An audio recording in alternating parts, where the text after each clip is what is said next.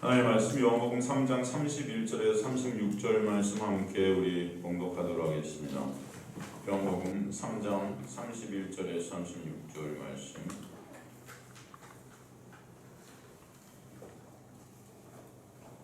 요한복음 3장 31절 제가 먼저 31절 읽겠습니다. 여러분 교독하도록 하겠습니다. 제가 먼저 31절 읽겠습니다. 위로부터 오시는 이는 만물 위에 계시고 땅에서는 아니는 땅에 속하여 땅에 속한 것을 말하느니라. 하늘로부터 오시는 이는 만물 위에 계시나니 그가 친히 보고 들은 것을 증언하되 그의 증언을 받는 자가 없도다. 그의 증언을 받는 자는 하나님이 참되시다는 것을 인쳤느니라. 하나님이 보내신 이는 하나님의 말씀을 안하니 이는 하나님이 성령을 흘려없이 주시니라. 아버지께서 아들을 사랑하사 만물을 다 그의 손에 주셨으니 함께 있습니다. 아들을 믿는 자에게는 영생이 있고 아들에게 순종하지 아니하는 자는 영생을 보지 못하고 도리어 하나님의 진노가 그 위에 머물러 있느니라. 아멘. 하나님 감사합니다. 오늘도 주님의 놀라운 생명의 말씀 가운데 그 생명의 놀라운 그 은혜를 여기 계신 백성들이 진정 채우게 하시고 깨닫게 하시고 알게 하셔서 그 은혜만 찬송받게 하시고 그 은혜로 살아가는 주님의 백성들 될 수 있도록 역사하여 주옵소서. 이천한 종 가리시고 주님만 드러나게 하여 주옵소서. 감사드리며 예수 그리스도 이름으로 기도드리옵나이다. 아멘. 저번 주에 주신 말씀을 통해서 우리가 알게 된 것이 무엇이죠? 여러분 기억이 나십니까? 은혜 안에 있게 된 자, 그리고 은혜 밖에 있게 된 자들이 어떻게 이 삶 가운데 다르게 되는지, 그들의 삶의 결국이 어떻게 흘러가게 되는지를 갖다 저번 주 말씀을 통해서 우리가 알게 되었죠. 그 마지막의 결론이 무엇이죠?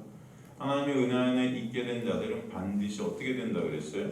쇠하여야 된다 그랬어요. 쇠하여야 된다. 여기서 쓰인 헬라어 단어 조동사가 day라고 했죠. day는 영어 must의 10배나 강한 그런 단어예요. 그래서 반드시 하나님의 백성들은 이 땅 가운데 쇠하게 되어져야 된다는 거예요. 이 쇠하다는 것은 곧 자기 부인을 뜻한다 그랬습니다. 자기가 부인되어지는 거죠. 쉬운 성경은 것을 사람들의 관심에서 멀어진다 이렇게 표현을 했어요. 여러분 우리가 다 사람들의 관심을 받고 싶어 하잖아요. 그런데 예수 그리스도 안에 있는 자들의 삶은 이 땅에 살면서 사람들의 관심, 내 가치, 내 인정, 내 칭찬을 쌓아가는 것에서 떨어져 나가게 된다는 거예요. 거기서 해체된다는 것입니다. 그게 여러분 어떻게 보면 사람들의 관심에서 내가 사람들의 기억에서 내가 잊혀지는 건데 이게 좋겠습니까? 싫겠죠. 근데 그리스도의 삶 가운데는 반드시 이 일이 있게 된다. 그리고 그와 반대로 진정한 그들의 삶 가운데 그렇게 나는 사람들의 관심에서 떨어지게 되지만 예수 그리스도가 나의 삶 가운데 가장 위대하시고 존귀케 된다.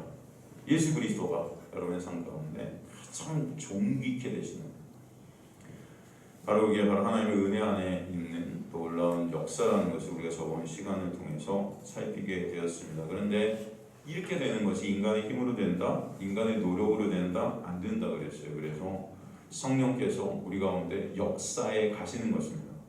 성령께서 하나님의 은혜가 왕 노릇하신다 그러죠. 하나님의 은혜가 왕 노릇하신다는 것은 여러분을 다스려 가신다는 거예요. 끌고 가신다는 거죠. 그래서 우리가 이 자리로 갈 수 있는 거지 여러분의 힘으로는 도저히 이 자리로 갈 수 없습니다. 인간의 어떤 죄된 속성이라는 것은 내가 부인당하는 것을 갖다가 가장 죽기보다도 싫어하는 자들인 거예요. 그런데 그런 자리로 끌고 가신다는 것이 하나님의 놀라운 역사가 아니면 안 된다는 것을 여러분 아직 간절히 소망합니다.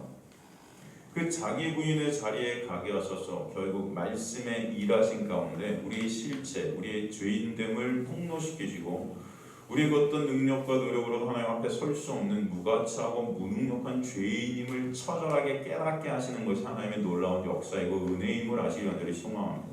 성령께서는 말씀을 검으로 쓰셔서 우리의 폐고 가장 깊숙한 곳까지 뚫고 들어가셔서 우리의 실체를 포를 뜨시는 거예요. 포를 뜨신다.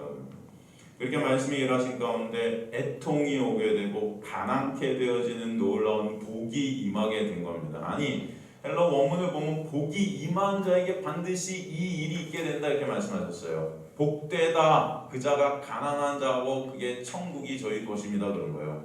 복되다 그 복이 임한 자가 애통케 된다는 것입니다.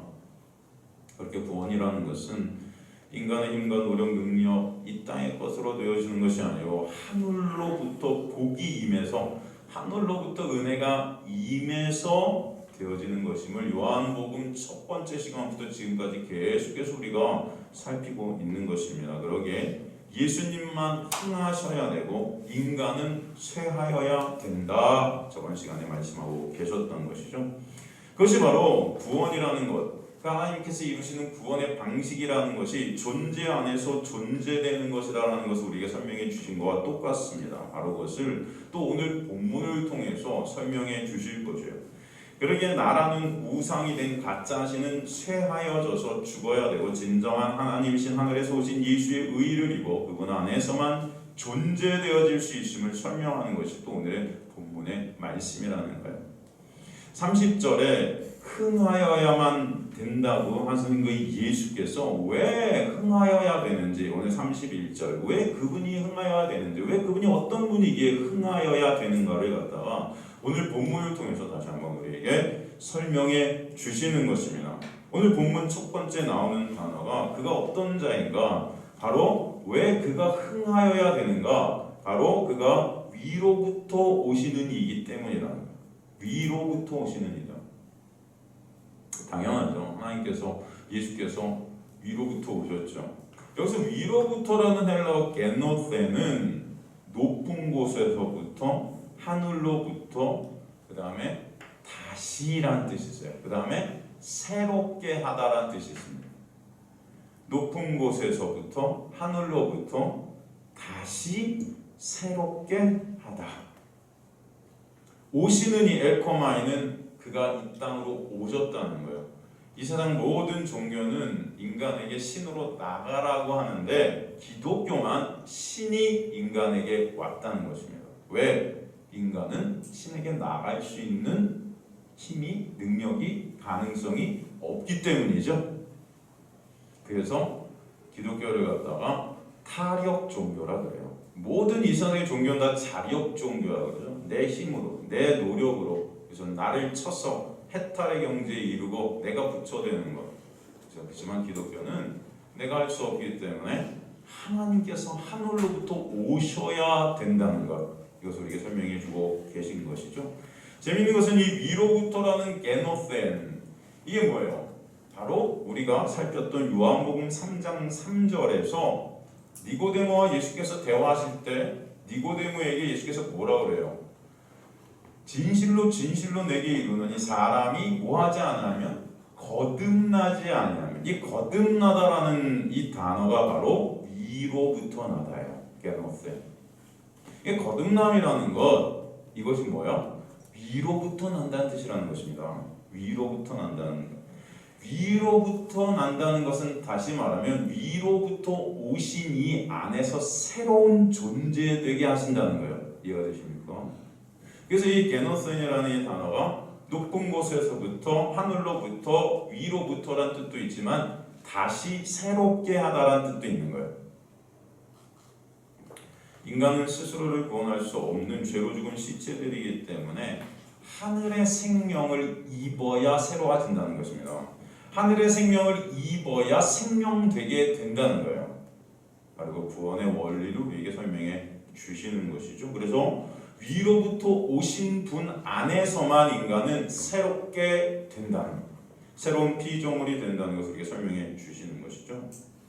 그 예수께서 어떤 분이래요? 만물 위에 계시고 이렇게 되어 있습니다. 위로부터 오시는 이는 만물 위에 계시대요. 만물 위에, 이것은 만물에 속한 분이 아니라는 거죠. 즉 피조물이 아니라는 것입니다. 이 만물에 속한 건 다 피조물 아니겠습니까? 그런데 이 만물 위, 이 피조물이 아니라는 거예요. 바로 예수 그리스도가 어떤 분이다? 창조주 되신다. 라는 것을 우리에게 설명하고 계신 것이죠. 이 만물 위에라는 에파노라는 이 헬라는 위엄과 권세를 뜻해요. 그러니까 예수께서 위엄과 권세를 가지신 창조주 되신다는 것을 우리에게 설명해 주시는 것이죠. 그래서 구원은 예수께서 우리에게 오시지 않으면 절대로 있을 수 있다 없다? 없다라는 것을 우리에게 설명해 주시는 거예요. 그래서 우리에게 오셔서 우리를 새롭게 하시는 은혜가 구원의 역사다라는 것을 말씀해 주시는 거예요. 이 말씀은 사실 요한복음 1장 10절에서 13절 통해서 또 우리에게 설명해 주시지 않았습니까? 그가 세상에 계셨으며 세상은 그로 말미암아 지은 바 되었으되 세상이 그를 알지 못하였고 자기 땅에 오매 엘코마이 하늘로부터 그가 자기 땅에 오매 자기 백성이 영접하지 아니하였으나 영접하는 자와 그 이름을 믿는 자들에게 하나님의 자녀가 되는 권세를 주셨으니 이는 혈통으로나 육적으로나 사람의 뜻으로 난 것이 아니라 오직 하나님께로부터 난 자들이다. 우리가 이것을 공부했었어요. 그죠? 이것을 다시 한번 오늘 본문에서 강조해주고 있는 것입니다. 구원이 무엇인지, 구원의 역사가 어떻게 일어나게 되는 것인지 다시 한번 설명해 주시는 거예요.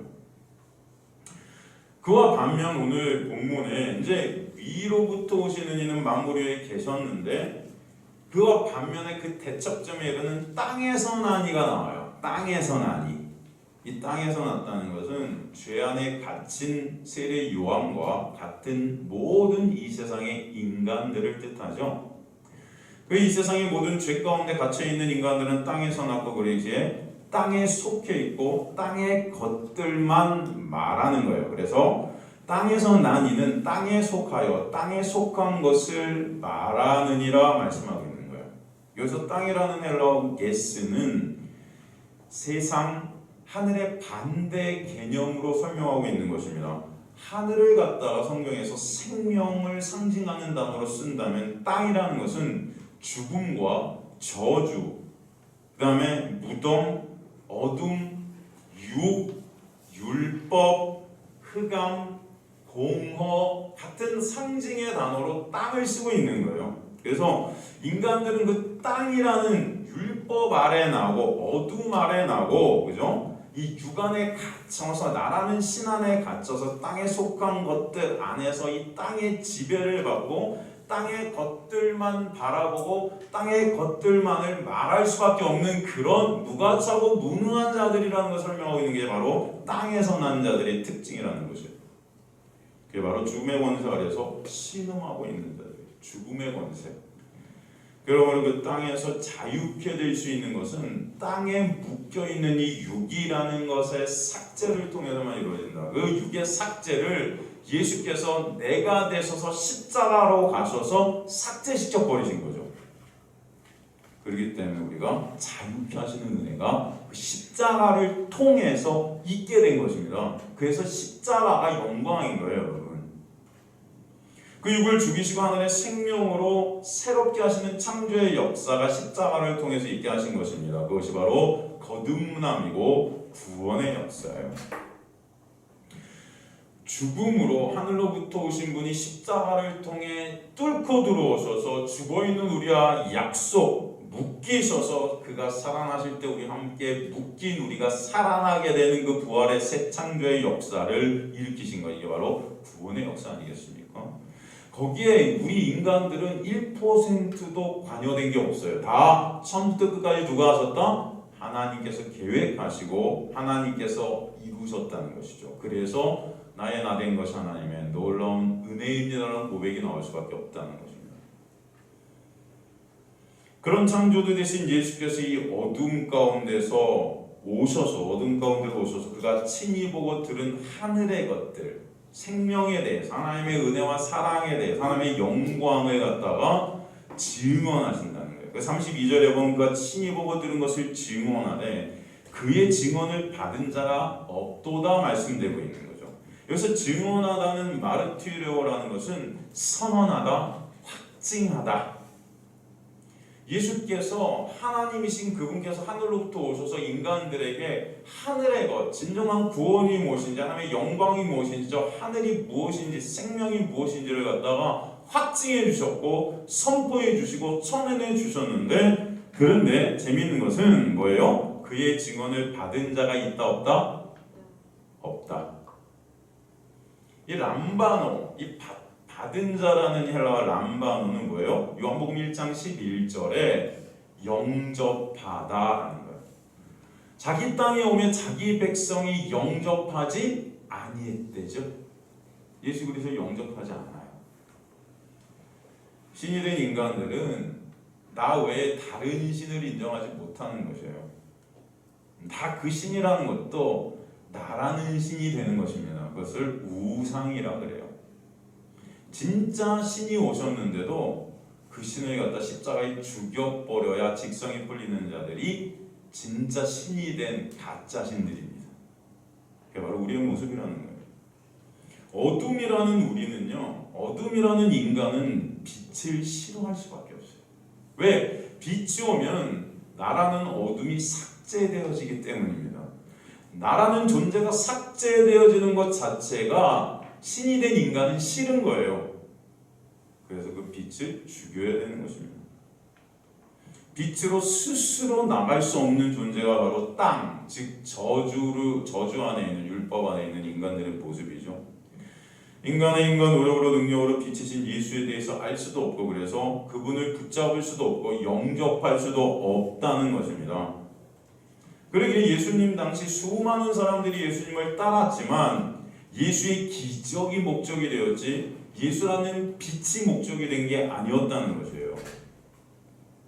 그들은 결국 예수를 따른 이유가 자신들의 유익과 자신들의 영광을 예수를 통해서 얻고자 함이었다는 것이죠. 예수 그 자체가 목적이 되지 않았다는 것입니다. 그래서 오늘 본문에 그가 친히 보고 들은 것을 증언하셨지만, 그죠? 예수께서 오셔서 이 땅 가운데서 하늘의 것들을 계속 말씀하셨는데도 결국 예수를 사람들은 십자가로 끌고 가는 것입니다. 그게 이 땅의 실체라는 것을 우리에게 보여주시죠. 그래서 그렇게 증언은 하셨지만 그의 증언을 받은 자가 있다 없다? 없대요. 그런데 반전이 일어나죠. 33절 보면 그의 증언을 받은 자가 있어요. 다 그의 증언을 받을 수 없는 상황 속에서 그의 증언을 받은 자가 나오죠. 그의 증언을 받은 자는 하나님이 참되시다는 것을 인쳤느니라 설명하고 있습니다. 이게 무슨 말씀입니까, 여러분? 그런 그들 중에 그의 증언, 즉 하늘의 역사, 생명의 역사, 그 복음을, 즉 다른 말로, 쉬운 말로 예수를 영접하게 되는 은혜를 입은 자들이 있게 되었다라는 거예요. 그럼 그 자들이 어떤 자냐 하면은 하나님이 참되시다는 것을 인친 자들이다. 이해가 되십니까? 하나님이 참되시다의 참이라는 거 헬라어가 알레테스예요. 알레테이아에서 나온 거죠. 이게 뭐예요? 진리, 선, 구원, 실체, 생명. 이거 뭐예요? 하나님 안에서만 생명이 있네요. 하나님만 실체네요. 은혜의 본체시네요. 하나님만 구원이시네요. 하나님만 선이시네요 라고 인정이 되어진 자들이 있다는 것입니다. 그래서 인친자라는 스프라기조라는 헬라어는 도장을 찍어버리다, 봉인해버린 거예요. 도장을 딱 찍어서 인정해버린 것입니다. 하나님께서 그에게 도장을 확 찍어버리셨다는 거예요. 그리고 봉함해줘서 법적 효력을 잃지 않게 하셨다는 것입니다. 이제 법적으로 그가 효력을 잃을 일이 없어요.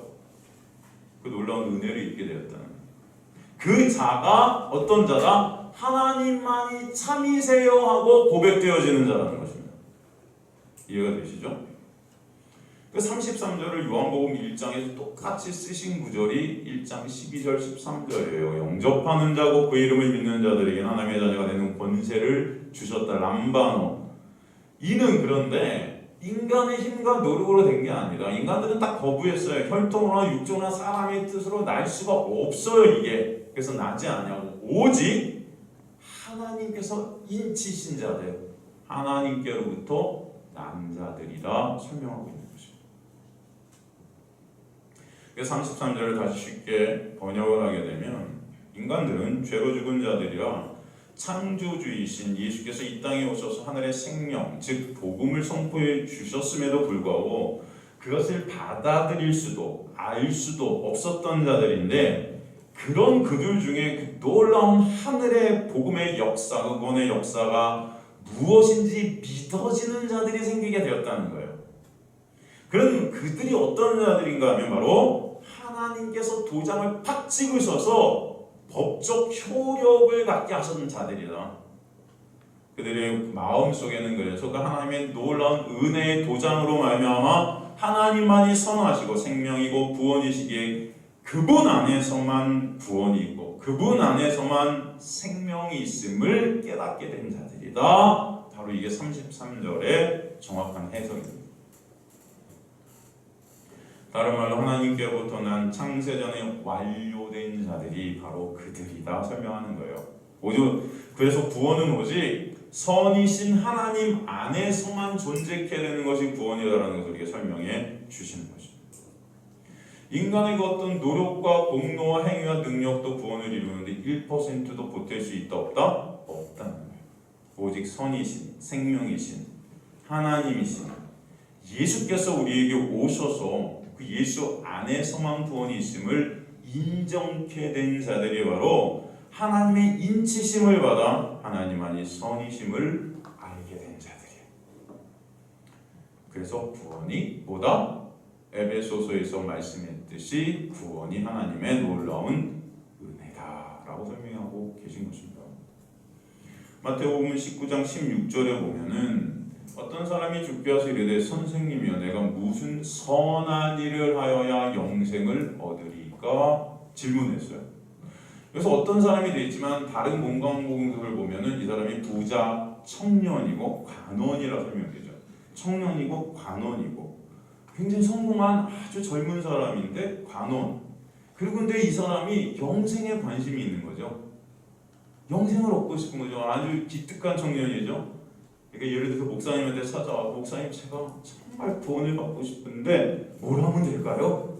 예배 열심히 드릴까요? 성경 하루에 200장씩 읽을까요? 기도 10시간씩 할까요? 말씀만 해주세요. 계명 다 지켰어요? 여러분 이런 기특한 청년이 어디 있겠습니까?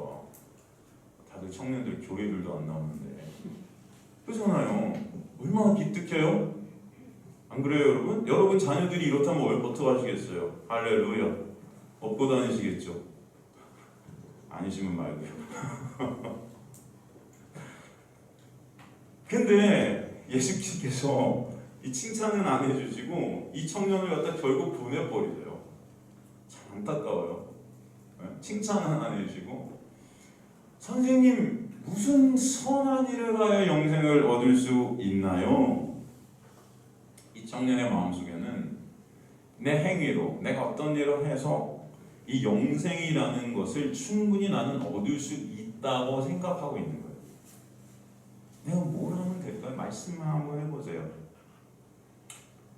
자기는 다 말씀도 지켰대 그래서.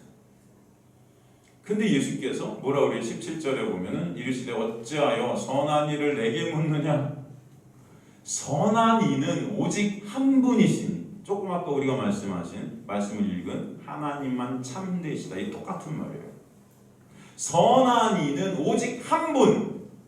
이게 무슨 말이냐면 인간은 어떤 일을 해도 선이라는 것을 이룰 수 없다는 거예요.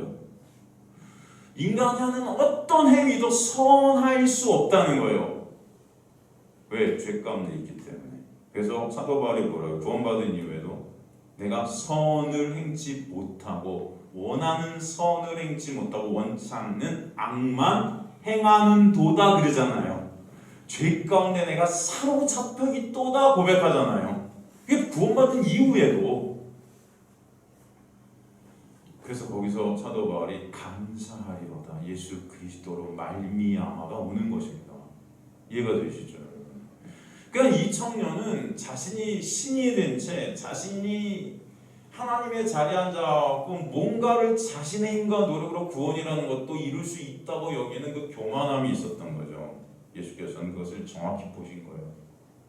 구원이라는 것은 인간의 힘과 노력, 인간의 행위로 절대 되어줄 수 없어. 왜? 선은 오직 하나님 한 분이신데 구원은 그 선한 하나님 안에서 존재하게 되는 거예요. 이것을 뜻하는 것입니다, 여러분. 이해가 되시죠? 그래서 선한 이는 오직 한 분, 오직 생명 되신 하나님 안에서만 마른 뼈 같은 우리가 그 생명을 입을 때만 존재하게 된다는 것을 설명해 주시는 것이죠. 그게 바로 구원의 역사라는 것입니다. 고린도후서 4장 6절도 보면은 그래서 어두운데 빛이 빛이라 말씀하신 하나님께서 예수 그리스도 얼굴에 있는 하나님의 영광을 하는 빛을 우리 마음에 어떻게 하셨다? 비추셨다. 이 비침이 없으면은 우리는 살 수가 없다는 거예요. 빛이 뚫고 들어오시지 않으면 안 된다는 것입니다, 여러분. 여러분은 스스로의 인간으로 빛으로 나갈 수가 없다는 거예요. 그래서 구원이 하늘로부터 내신 하나님의 은혜라 말씀해 주시는 것입니다. 아까 살핀 스포라기조라는 인쳤다라는 단어가 도장을 찍으셔서 봉함으로 법적 효력을 지니게 되었다 했는데 이것이 신학적 용어로 뭘까요? 여러분, 신학적 용어로 제가 여러분 많이 설명한 단어예요. 이 스포라기조, 인쳤다라는 단어가 도장을 찍으셔서 봉함으로 말미암아 이제는 우리가 법적 효력, 하나님의 자녀라는 법적 효력이 있게 된 거예요. 그 누구도 이 법적 효력 때문에 이제 우리 하나님과 갈라낼 수가 없어요. 이거 갖다 신학적 용어로 두 글자 뭐라고 그러죠? 바로 뭐라고요? 혹시 아시는 분? 칭의라고 해요. 들어보셨죠? 칭의 뭐죠? 칭의가 의롭다고 여겨버리신 거예요. 법적으로. 우리는 의로운 자들이 아닙니다, 여러분. 다 죄인들이에요. 근데 누구 때문에? 예수 때문에 그냥 우리를 의로운 자라고 그냥 여기시겠다는 거예요. 법적으로. 자녀로 그래서 삼아버리신 거예요. 그 누구도 이제 그 하나님의 사랑에서 끊을 수가 있어요, 없어요? 없어요. 이게 여러분 은혜라는 것이에요. 이걸 칭의라고 합니다. 이신칭의, 믿음으로 말미암아 의롭다함을 얻었느니라. 얻게 되었다. 하나님의 은혜로 값없이 의롭다는 도장을 딱 받게 되었다는 거예요. 이게 로마 3장 23절 24절 아닙니까? 모든 사람이 죄를 범하였으면 하나님의 영광에 이르지 못하더니, 그렇죠? 하나님의 영광을 보지 못하는 자들, 다 내 영광을 챙기는 자들이었다는 거예요. 그런데 그리스도 예수 안에 있는 성령으로 말미암아 하나님의 은혜로 값없이 의롭다 하심을 도장받는 자들이 되었다. 이스퍼락이죠. 인쳤다라는 뜻이에요, 여러분. 이해가 되시죠? 고린도전서 2장 9절도 보면은 기록된 바 하나님이 자기를 사랑하는 자들을 위하여 예비하신 모든 것을 눈으로 보지 귀로 듣지 못하고 사람의 마음을 생각하지도 못하였다함과 같으니라.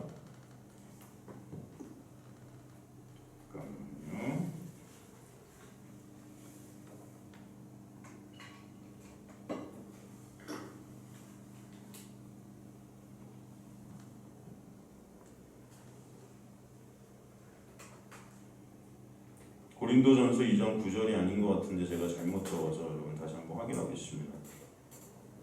이건 제가 잘못 우리 형분이한테 준 것 같아요.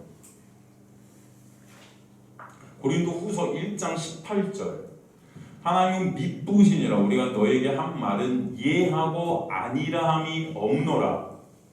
우리 곧 나와 실루아노와 디모데로 말미암아 너희 가운데 전파된 하나님의 아들 예수 그리스도는 예하고 아니라함이 되지 아니하셨으니 그에게는 예만 되었느니라. 20절 하나님의 약속은 언제 얼마든지 그리스도 안에서 뭐가 된다? 예가 되니 그런즉 그러하면 우리가 아멘하여 하나님께 영광을 돌리게 되느니라. 우리를 너희와 함께 그리스도 안에서 굳건하게 하시고 우리에게 기름을 부으시는 하나님이시니 그가 또한 우리에게 인치시고 스파라기조 보증하사 우리 마음에 성령을 주셨느니라. 똑같은 단어가 또 쓰인 거예요. 이게 무슨 말입니까? 신실하신, 즉 다른 말로 약속을 반드시 이루시고 지키시는 하나님은, 그 하나님의 놀라운 역사는 우리의 형편, 우리의 능력, 우리의 어떤 처지, 우리의 어떤 것과 상관없이 항상 하나님 안에서 하나님의 자녀, 의인으로 이해가 되게 하신다는 거예요. 누구 안에서? 예수 안에서. 오직 예수 때문에. 그 근거가 우리의 행위, 우리의 노력, 우리의 배경, 우리의 능력, 어떤 것도 1%도 우리의 어떤 것이 아닌 100% 예수 그리스도가 십자가에서 이루신 것 때문에 이해가 되게 하시겠다는 거예요. 이게 놀라운 은혜의 말씀입니다, 여러분. 그래서 예수 안에서는 아니오가 있을 수 있다, 없다? 없어요. 우리 인간 안에서는 모든 것이 다 아니오예요, 여러분. 여러분의 어떤 행위도, 여러분의 어떤 공로도, 여러분이 한 어떤 것도 다 하나님 안에서는, 하나님 앞에서는 다 아니오가 됩니다. 그런데 누구 안에서 얘다? 예수 안에서는 얘다. 이게 너무나 감사한 거 아니에요, 여러분? 예수가 십자가에서 다 이루셔서 우리의 어떤 형편과 우리의 어떤 것이 아닌 예수 안에서 그냥 이해가 되게 해 주셨다는 거예요. 이게 친의라는 것입니다. 그걸 인치셨다 하는 거예요. 그래서 우리 마음에 그것이 인쳐졌을 때 우리 안에서 그것을 믿음으로 말미암아 아멘하게 하신다는 거예요. 그러네요, 주님. 너무나 감사하네요. 우리 주님 앞에 다 아니오들인데 예수 때문에 예가 되게 하셨으니 너무 감사합니다. 아멘, 할렐루야. 참좋게 된다는 거예요. 이게 바로 지금 고린도후서 1장 18절에서 22절 말씀의 내용입니다. 여러분이 하나님 앞에서 예로 쓸 수 있는 것은 누구 때문이다? 예수 때문이다. 이것을 잊지 마시기 간절히 소망합니다. 우리는 하나님 앞에서 예수가 아니면 다 노예요. 거절될 수밖에 없고 아니오가 될 수밖에 없어요. 그런데 예수 안에서 다 예스가 되는 것입니다.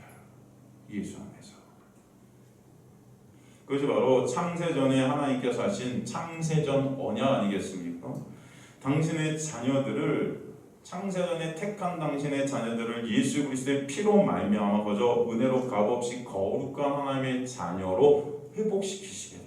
그 가운데 진정 하나님의 은혜를 아는 자들, 예스, 주님 아멘, 할렐루야 찬송케 되는 놀라운 역사가 있게 하시겠다라는 것이 제가 예배 처음에 여러분 말씀을 읽으면서 시작한 에베소 1장 4절부터 13절까지 말씀이에요. 거기도 보면 인치셨다는 단어가 나오지 않습니까? 에베소 3장 13절에 보면 그 안에서 너희도 진리의 말씀 곧 너희의 구원의 복음을 두고 그 안에서 또한 믿어 약속의 성령으로 인치심 스퍼라기죠 받았다. 그래서 오직 그 약속은 예수 안에서만 예가 된다는 것을 우리에게 설명해 주시는 것입니다. 그 성령의 역사로 믿음을 선물로 받은 자들은 그래서 할렐루야 아멘으로 주님께 찬송케 하시겠다는 거예요. 여러분 안에서 이 아멘이 터져나오는 놀라운 은혜가 있게 되기 간절히 소망합니다. 끝까지 그렇게 우리를 이끌어 가신 하나님의 인지심 가운데 있는 구원을 이루시는 주님 안에서 우리는 그 구원을 뺏길 수 없는 거예요. 왜? 누가 그걸 잡고 계시니까? 하나님께서 잡고 계시니까. 계시록 14장 1절 보면은 또 내가 보니 보라 어린 양이 시온산에서 그와 함께 14만 4천, 이 14만 4천은 12 곱하기 12 곱하기 1000이라 그랬죠. 12는 12제자, 12는 12지파, 거기다 1000을 곱하면 당시에 1000이라는 숫자는 가장 큰 숫자예요. 그래서 이 14만 4천은 성도들을 상징하는 숫자입니다. 이 14만 4천, 즉 성도들이 서 있어요. 지금 어린 양이 시온산에 섰고 그와 함께 성도들이 서 있는 거예요. 어린 양은 누구예요? 곧 예수 그리스도죠. 그들의 이마에 어린 양의 이름과 그 아버지의 이름이 쓴 것이 있더라. 이해가 되십니까, 여러분? 거기 새겨진 거예요. 도장을 확 받은 것입니다. 이마에. 여러분, 성도의 이마에 어린 양의 도장이 찍혔다는 것은 바로 너는 내 거야. 나에게서 그 어떤 것도 너를 빼앗아갈 자가 있어 없어? 없다. 여러분 이 가축들 같은 것도 여러분 내 소유일 때 거기다 도장 찍잖아요. 통하지. 그쵸? 이렇게 도장 찍죠. 그 다음에 뭐 이렇게 새기죠, 여러분. 이렇게 피부에다가. 옛날에 노예들도 그 주인이 도장을 막 찍어버렸어요. 이게 내 소유라는 거예요. 내 소유. 그럼 저와 여러분은 예수 그리스도 십자가에서 피로 말미암아 사심받은 하나님의 소유들임을 아시길 간절히 소망합니다. 그래서 여러분들은 다 하나님 것들. 얼마나 감사합니까? 저 여러분의 꼬락선이를 한번 보세요. 우리 가운데 지금 천국에 들어갈 자신 있는 자가 몇 명이나 될까요? 여러분 지금 내가 죽으면 하나님 앞에 설 자신 있으세요? 거룩하신 하나님 앞에서 여러분 천국에 난 당당히 들어갈 수 있다, 그렇게 내 자신을 생각하는 분이 계세요 지금 여기? 네? 어떠세요? 아무도 없을 거예요. 다 여전히 나만 생각하고 먹고 살기 바쁘고 내 유익, 내 것들 챙기느라고, 그죠? 내 영광, 내 가치, 그저 나잖아요. 다. 안 그렇습니까? 그래서 여러분의 힘과 노력은 절대 하나님 앞에 예스가 될 수가 없어요. 그런데 예수 때문에 저 여러분의 구원이 하나님에 의해서, 예수에 의해서 끝까지 예스가 되게 해 주시겠다는 것이, 이게 복음 아닙니까? 너무나 감사한 거예요. 그렇게 우리 안에서 역사하시는 성령의 역사로 하나님께서만 참되시다라고 인정케 되는 이유가 34절에 보면, 하나님께서 보내신 이는 하나님의 말씀을 하신다는 것입니다. 하나님께서 보내신 이 예수죠. 하나님의 말씀을 하신다는 것은 하나님의 말씀만을 하실 수 있는 이유가 무엇이냐면 성령을 그에게 한량없이 주셨기 때문이라는 거예요. 우에크메트로 이렇게 되어 있는데, 우리말 성경에는 한량없이로 번역이 되어 있지만 원어는 이것을 정확히 원어에 맞게 번역을 하면은 무제한적으로 성령이 그에게 부어졌다, 측량할 수 없을 정도로, 이게 맞는 번역입니다.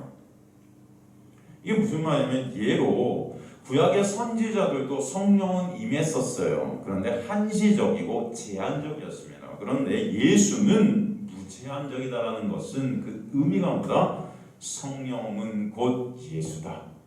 이해가 되십니까, 여러분? 바로 예수께서 하나님 되신다는 거예요. 그래서 성령을 갖다가 예수 그리스도의 영이라 로마서는 말씀하고 있는 것입니다. 나아가 그 예수는 바로 창조주 되신 하나님이시다. 그러므로 하나님의 말씀은 하나님이신 예수께서 오셔서 직접 해주시고 말씀으로 창조의 역사를 일으키셨다는 것입니다. 나사로야 나오라 하자 그가 나오게 되는 그 창조의 역사, 그의 말씀 안에 있게 된 거예요. 빛이 있으라 하자 빛이 있었던 그 창조의 역사가 예수의 말씀 안에 있었다는 것입니다. 그로 말미암아 이 세상이 창조되되, 그래서 말씀하신 거예요. 바로 우리에게 오신 예수께서 하나님이시며 그 십자가로 우리 안에 성령을 보내셔서 그 성령 안에서 우리가 성령, 즉 예수와 연합게 되고 예수 안에서 새로운 피조물 되게 하셨다라는 것을 설명해 주시죠. 그러기에 예수를 아는 자들 되게 하시고 예수를 증거하는 자들이 되게 하신 거예요. 그 예수만 찬송받게 하시는 것입니다. 그래서 영생을 예수 아는 것이다. 그 예수는 곧 참 하나님이시다 소개하고 있는 것입니다. 그리고 그 말씀을 갖다 35절, 36절을 통해 다시 한번 오직 예수 안에만 참 생명이 있음을 강조하고 그 생명을 얻게 해주신 은혜가 얼마나 크고 놀라운 은혜인지를 다시 한번 우리에게 설명해 주시는 것이죠. 35절은 무엇을 의미하시는 말씀일까요? 하나님께서 아들을 사랑하사 만물을 다 그의 손에 주셨으니, 만물을 다 그의 손에 주셨다는 문장의 의미, 이 손이라는 단어 케이르는 힘과 능력, 권세를 상징해요. 뭐요? 힘과 능력, 권세.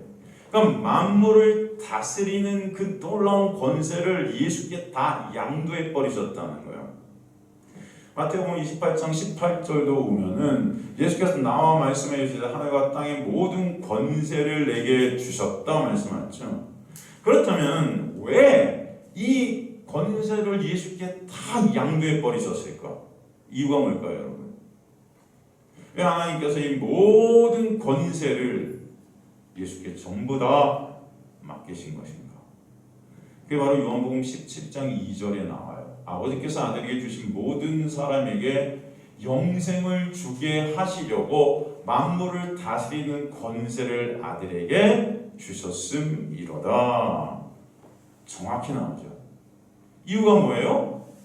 아버지께서 아들에게 주신 모든 사람들, 창세전에 하나님의 택한 백성들이에요.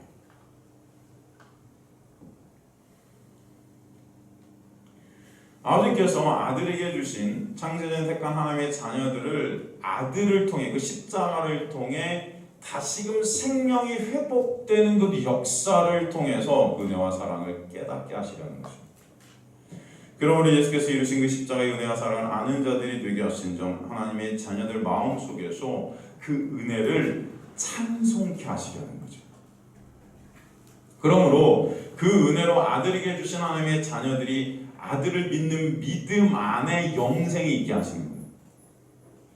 누가 그것을 알게 해주시냐면 성령께서 깨닫게 해주시고 알게 해주시겠다는 것입니다. 그래서 36절에 보면 아들을 믿는 자에게는 영생이 있고, 그죠? 아들을 믿는 것, 이게 곧 아는 것이라는 거예요. 그러니까 은혜를 아는 자들이 곧 아들 안에 있는 참 생명 안에 있게 된 하나님의 택하신 자녀들은, 진정한 것은 여러분 예수를 아는가 모르는가, 이게 여러분 중요하다는 거죠. 여러분이 영생 안에 있는가 밖에 있는가의 기준은 예수를 아는가 모르는가예요. 말씀을 통해 성령의 역사로 진정 참 하나님이신 예수를 보고 있는가, 아니면 그 말씀을 그저 내 의를 삼는 도구로 쓰고 있는가. 성령의 역사로 말씀을 통해 예수를 보게 되고 믿게 된 자들은 이미 영생이 그 안에 있는 자들이다 말씀하는 것입니다. 그래서 영생이 있고의 있고라는 헬라어 에코는 가지다, 소유하다라는 뜻이에요. 가지다, 소유하다. 그리고 아들에게 순종하지 아니하는 자라는 거죠. 아들에게 순종하지 아니한다. 이것은 순종하지 아니한다 표현됐지만 믿음과 반대예요. 믿지 않는 자가 순종하지 않는 거예요. 다른 말로 믿음을 선물로 받지 못하는 자죠. 믿음 없는 자, 이것을 불순종하는 자다 성경은 말합니다. 다른 말로 믿음, 은혜를 모르는 자예요.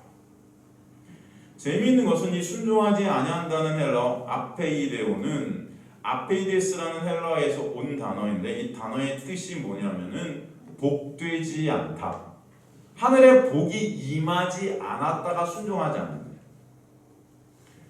또 허락하지 않다, 순종하지 않다가 하나님의 놀라운 은혜를 허락하지 않았다는 뜻입니다. 여러분, 우리가 하나님 앞에 믿음으로 서게 되는 그 순종이 있게 되는 그 놀라운 은혜는요, 하늘의 복이 여러분에게 임해야 됨을 말씀하는 거예요. 하나님의 놀라운 은혜가 여러분에게 허락되어야 이 놀라운 일들이 있게 된다는 것을 설명해 주시는 것입니다. 영생을 보지 못하는 자들이, 그들이 여기서 보지 못한다는 호라오는 인식하다, 관찰하다, 지각하다, 바라보다. 이 영생이라는 것을 굉장히 의인화시켜 버렸어요. 영생은 누구예요? 곧 참생명, 즉 예수 그리스도다. 그래서 예수 그리스도를 보지 못해요. 말씀을 통해서, 이 인생을 통해서, 모든 것들을 통해서 진정 예수를 보는 자들이 바로 하나님의 놀라운 복이 임한 자임을 믿습니다. 말씀을 통해서도 그래서 여러분 오늘도 예수를 직접 보시고 인식하시고 바라보게 된 역사가 여러분의 삶 가운데 있게 될 간절히 소망합니다. 그 영생이 바로 예수세요. 그래서 아들을 믿는 자에게는 영생이 있고 아들을 순종하지 아니한 자는 영생을 보지 못하고 도리어 알라 또한 또 한편으로 하나님의 진노가 그 위에 머물러 있느니라. 그래서 하나님의 진노가 그 위에 머물렀다는 의미는, 이 머물러라는 메노라는 헬라어는요, 하나님의 진노가 그들에게 새롭게 내려진 것이 아니에요. 이 하나님의 진노라는 영역 안에 죄로 죽어 있는 그 죽음 아래 그대로 내버려 두셨다는 의미예요. 여러분, 저와 여러분 모두가, 인간들은 모두가 아담의 죄 때문에 죄 아래 묶여 있는 자들이 되었어요. 불순종 안에 가두었다, 그렇게 로마서는 표현해요. 그리고 여러분은 불순종할 수밖에 없는 자, 즉 믿음이라는 것을 가질 수 없는 자들이 없다는 것입니다. 하나님의 허락이 아니면 우리는 다 그렇게 머물러서 죽을 수밖에 없다는 거예요. 그런데 하나님의 은혜가 임한 자들이 있다는 거예요. 그 자들이 살게 되었다는 거죠.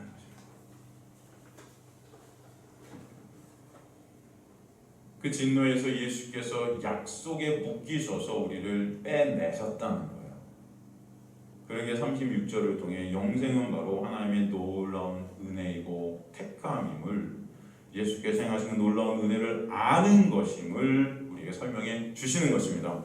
그 은혜 안에서 성령의 역사로 말미암아 진정 그 은혜를 아는 자들이 되게 하셔서 찬송이 있게 하시는 거예요. 그럼 찬송가 중에 그래서 나의 갈 길 다가도록이라는 찬송가가 있어요. 그러면 아세요? 나의 갈 길 다가도록 예수 인도하시니, 여러분이 아세요? 내 주 안에 있는 긍휼 어찌 의심하리요. 믿음으로 사는 자는 하늘 위로 받겠네. 무슨 일을 당하든지 만사 형통하리라. 무슨 일을 당하든지 만사 형통하리라. 2절이 뭐죠? 나의 갈 길 다가도록 예수 인도하시니 어려운 일 당할 때도 족한 은혜 주시네. 나는 심히 고단하고 영혼 매우 가라나. 나의 앞에 반석에서 샘물나게 하시네.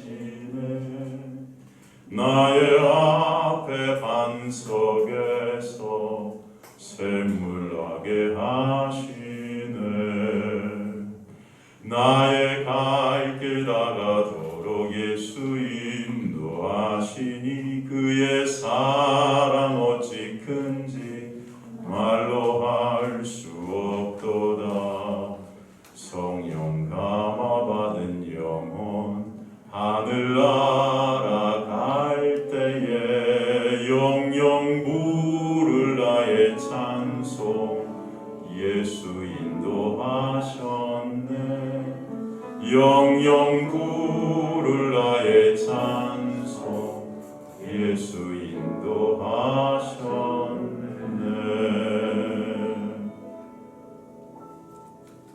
여러분, 이 찬송은 누가 지은 거냐면은 제인 코러스비라는 여사분께서 지었습니다.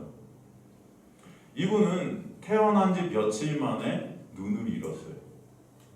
며칠 만에 아기가 눈을 보지 못하게 실명되었습니다. 그 후 이분의 삶은 굉장히 힘들고 어렵고 고난 속에 살아갑니다. 여러분, 너무 어려운 삶을 살아요. 여러분, 상상조차 못할 어려움이 이게 닥칩니다. 근데 어느 날 그런 그녀에게 예수께서 오시죠. 예수께서 오세요. 그래서 하나님의 놀라운 은혜와 사랑이 뭔지를 알게 하세요.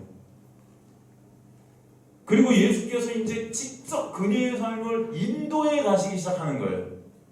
그래서 나의 갈 길 다가도록 예수 인도하셨어요 라는 고백이 있는 찬송을 짓는 겁니다, 여러분. 네?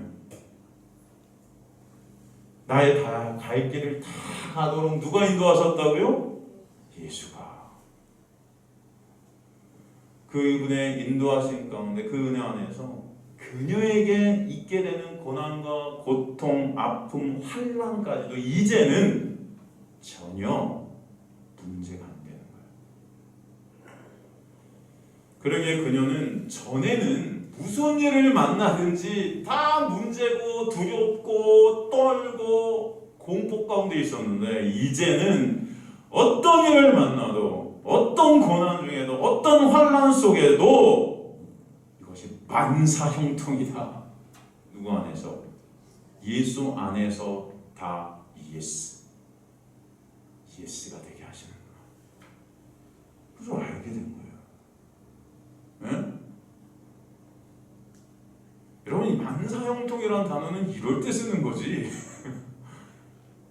그냥 뭐 다 잘 되고 내 육이 편안해 이런 게 만사형통이 아니에요, 여러분. 만사형통은 오직 예수 안에만 있음을 하시기 간절히 소망합니다. 참 생명 안에서 이제 그 생명을 이길 죽음은 사라졌고요. 하나님의 평강 안에서 그것을 깨뜨릴 근심은 삭제되어 버렸고요. 그 은혜로 오는 기쁨을 이길 수 있는 절망과 두려움은 다 깨져버렸습니다. 그 사실을 예수를 통해 보게 된 그녀는 여전히 육을 가진 내가 심히 고단하고 내 영혼이 매우 가라지만 반석 대신 예수 그리스도께서 부어주시는 그 놀라운 생수 때문에 매 순간 감사가 나오는 거예요. 그녀는 이미 어둠의 땅에서 하늘을 살아가는 자였다는 것입니다. 이미 천국이 이미 그 안에 있었던 거예요. 주님께서 시작하신 구원의 역사는 이미 묵식 가운데 주님께서 완료시키신 놀라운 은혜의 역사임을 그녀는 알았던 것이에요. 바로 그 자들이 성도들임을 하시길 간절히 소망합니다. 그 자들이 그러므로 진정 예수만을 찬송하며 증거하는 자들이 되게 하시는 거예요. 그래서 이 여사분이 이 아름다운 찬송곡을 작사하게 된 것입니다. 주님 감사합니다. 주님만을 찬송합니다. 1985년 8월 12일 후지산에 일본 항공기 한 대가 추락했어요. 그때 많은 사람들이 목숨을 잃었습니다. 그때 목숨을 잃은 두 형제가 있습니다. 그들의 무덤이 양화진 외국인 묘지에 있습니다. 그 당시 그 형제의 나이는 14살, 16살이었어요. 그 둘을 잃은 아버지가 무덤에 비문을 세우고 글을 남깁니다. 얼마나 마음이 아팠을까요? 그죠?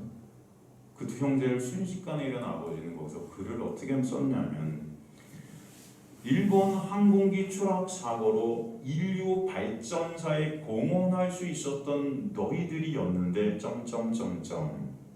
아깝다, 억울하다, 명복을 빈다 아빠가. 여러분 이렇게 쓸 수 있잖아요. 얼마나 가슴이 아프면, 그죠? 여러분들은 뭐라고 쓰셨겠습니까? 참 안타까운 아빠의 마음이 느껴져요. 졸지에 두 아들이 잃은 아빠의 마음이 얼마나 아팠을지 상상조차 할 수 없습니다. 근데 재미있는 것은 바로 그 건너편에 똑같은 형태의 무덤이 하나가 더 있어요. 양화진에 가면 똑같이 있습니다. 거기도 비슷한 소년이 묻혀 있어요. 1983년 12살의 나이로 세상을 뜬 소년이 거기 묻혀 있습니다. 그 아버지는 거기도 비문을 하나 남겼어요. 근데 그 아버지가 쓴 비문에는 이렇게 적혀 있습니다. 내 아들의 기쁨의 삶은 주님과 더불어 계속 되어지고 있습니다. 여러분, 이 세상은 죽음의 연속 성상에 놓여 있습니다. 여러분과 저도 이미 죽음을 경험하면서 살고 있어요. 죽음으로 향해 가고 있다는 거예요. 점점 죽어가고 있지 않습니까? 그러나 그리스도인들은 이 죽음의 권세가 이제 영향을 미칠 수 없는 참 생명 안에 있는 자들임을 아시길 간절히 소망합니다. 그러기에 내 아들의 그 기쁨의 삶은 주님과 더불어 계속되고 있다는 고백이 있게 하시는 거예요. 바로 그들이 예수 안에 이미 살고 있는 영생을 소유한 자들임을 저는 믿습니다. 이미 영생을 자는 그 은혜만을 찬송케 하시고 의존케 하시는 자들로 끌려가는 자들이 바로 성도들임을 믿습니다. 오늘도 그 은혜는 죽음의 권세 가운데 있으나 그 모든 죽음의 권세를 통해서도 하나님의 놀라운 은혜를 알게 하시는 놀라운 은혜가 여러분을 이끌고 그 은혜를 알게 하시는 도구가 되게 하신다는 것을 믿습니다. 그 주님의 은혜만을 찬송케 되는 역사가 여러분의 삶 가운데 있게 될 것을 믿고 또 한 주간도 주님만을 찬송케 되는 역사가 여러분의 삶 가운데 있게 하심을 소망합니다.